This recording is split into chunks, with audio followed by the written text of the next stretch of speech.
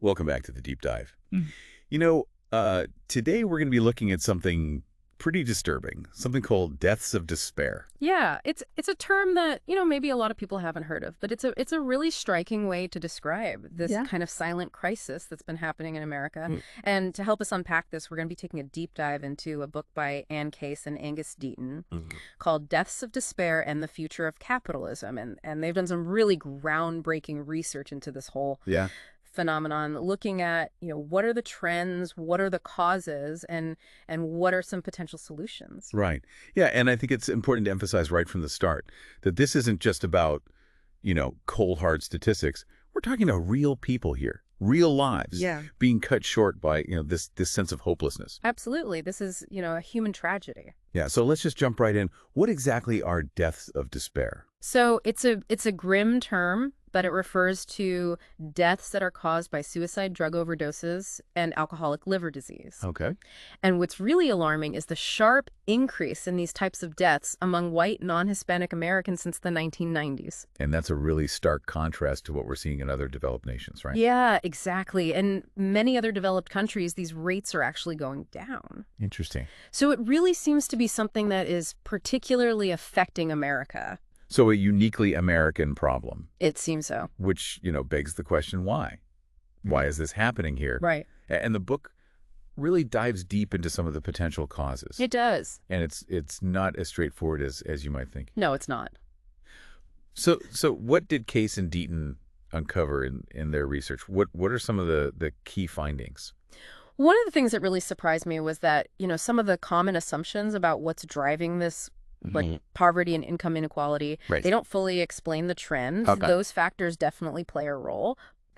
Their research points to a deteriorating labor market for less educated workers. Okay, so that's kind of like the core driver here, this deteriorating labor market. That seems to be one of the biggest factors. Okay, so let's unpack that a little bit. What does that mean for people on the ground?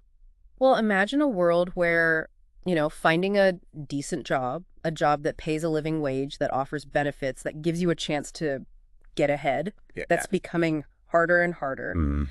Wages have been stagnant or even declining for decades for folks without a college degree. Right.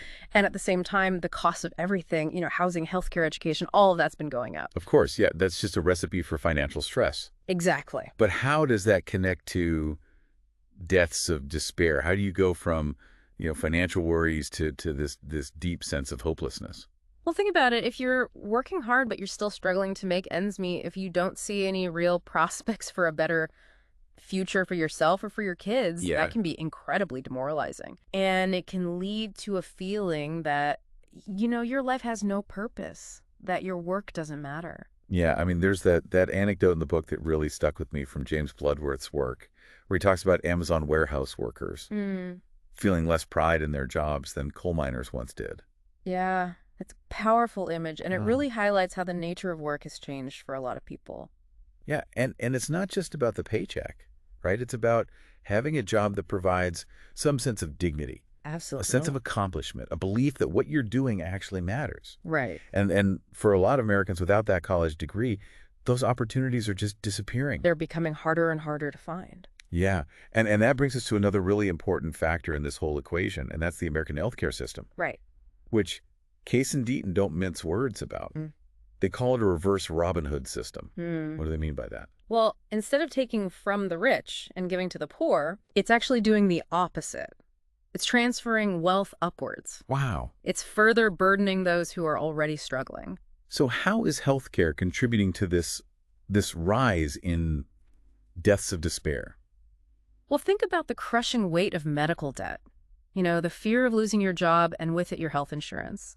The inability to afford life-saving medications. Yeah. These are the realities that millions of Americans are facing every day. Yeah. And it creates this constant state of anxiety and insecurity, which just feeds into that sense of hopelessness and despair that we've been talking about. And that's not even getting into the lack of transparency in pricing. Right. The exorbitant costs of medication, the role of pharmaceutical companies in this whole system. It's a mess. Yeah. We're going to dive deeper into the healthcare piece of this in the next segment. Okay. But for now, I think it's really important to understand that this isn't just about individual choices or failings. Right. This is about a system that's failing a significant portion of its population. Yeah, and that's a really important point to keep in mind as we continue this conversation. Absolutely. So we're going to take a quick break, and when we come back, we'll delve deeper into the social consequences of this deaths of despair epidemic.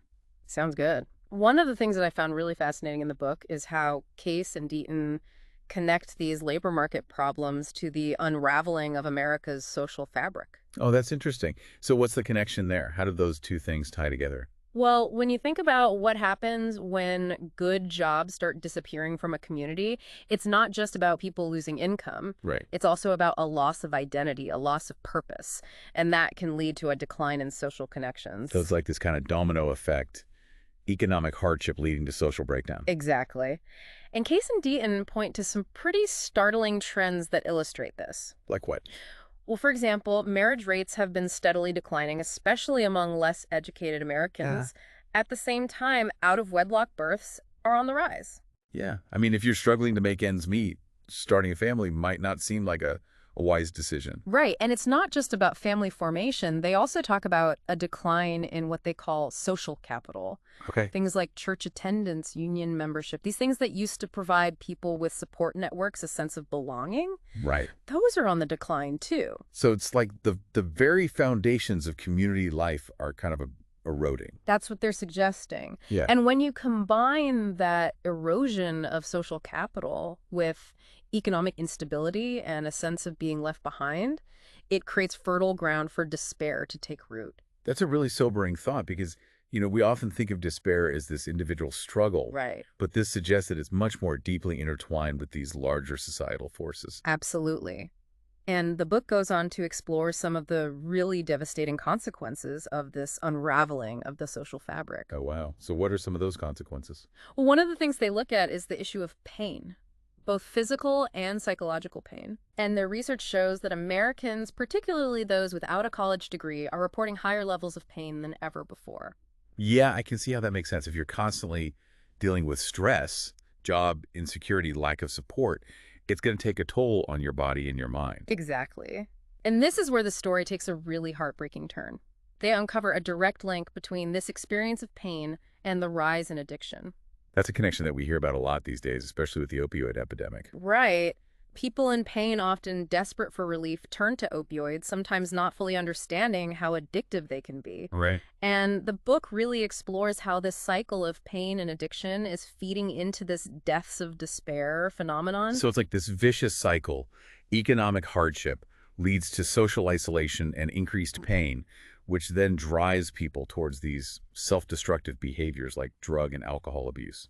That's a pretty accurate summary, unfortunately. And they dig into the complexities of addiction, looking at things like the overprescription of opioids, the lack of access to affordable treatment, and the stigma surrounding addiction. Right. It seems like all the systems that are supposed to be there to help people are failing the people who need them most. That's a key takeaway from their work. And they argue that if we want to address this deaths of despair epidemic, we need a multi-pronged approach. Okay. We have to tackle those economic roots, rebuild that social capital, and find better ways to address the crisis of addiction. Makes sense. Yeah. And one of the most striking points they make is that this isn't just an American problem. Right. We're seeing similar trends starting to emerge in other developed countries. Yeah, it's like a global wake-up call.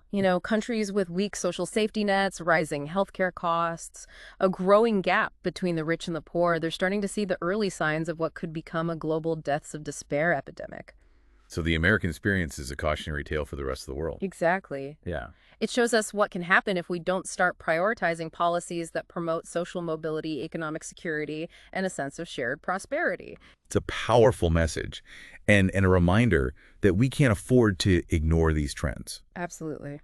We need to start taking this seriously and finding ways to create a more just and equitable world. It's a little scary to think that what's happening in America could be a sign of things to come for other developed nations. Yeah, it definitely makes you think about what we can do to prevent that from happening here and in other places. Yeah. So Case and Deaton, they do offer some hope, right? They don't just leave us with this grim picture of despair. They do. They're not just pointing out the problems, they're actually proposing some solutions. And those solutions are based on a pretty radical idea. Okay, I'm listening. What's the radical idea? Well, they argue that we need to rethink our approach to capitalism. Well, wait, are they saying we need to get rid of capitalism altogether? No, not exactly. They recognize that capitalism has led to a lot of progress and innovation, but they argue that the way it's working right now is leaving a lot of people behind. Sure. They're calling for a more humane and equitable form of capitalism. What would that look like? How would that be different from what we have now? Well, they suggest a multifaceted approach, starting with addressing income inequality. Right. They talk about policies that would boost wages for low-income workers, strengthen worker protections, expand access to affordable education and job training. So basically creating a system where hard work actually pays off, where everyone has a chance to get ahead. Exactly. And they don't stop there. They also emphasize the importance of having strong social safety nets. Like what kinds of things? Things like affordable health care, paid family leave, unemployment benefits. Right, so that people have some kind of cushion if they hit hard times. Exactly. It's about making sure people don't fall through the cracks. And finally, they talk about the need to revitalize community life. They argue that having strong social connections, a sense of belonging, a shared purpose, those things are essential for combating despair. So it's not just about economics and policy, it's also about fostering those human connections. Exactly. They suggest policies that would strengthen families, support community organizations, promote social engagement. They believe that rebuilding that social capital is key to creating a more resilient and hopeful society. It's a lot to think about, but it's also really inspiring because it suggests that we're not powerless in the face of this crisis. Exactly. Case and Deaton remind us that we all have a role to play. Individuals, communities, governments. We can all make choices, advocate for change, and work towards building a better future. Well, this has been a really eye-opening deep dive. Deaths of Despair and the Future of Capitalism is a powerful book. It really shines a light on this hidden epidemic, and it offers some really thought-provoking ideas about how we can move forward. It's definitely a must-read for anyone who's concerned about these issues. Absolutely. Thank you so much for joining us on this deep dive into Deaths of Despair. We hope you'll continue to explore this important topic and think about what you can do to create a world where everyone has the opportunity to thrive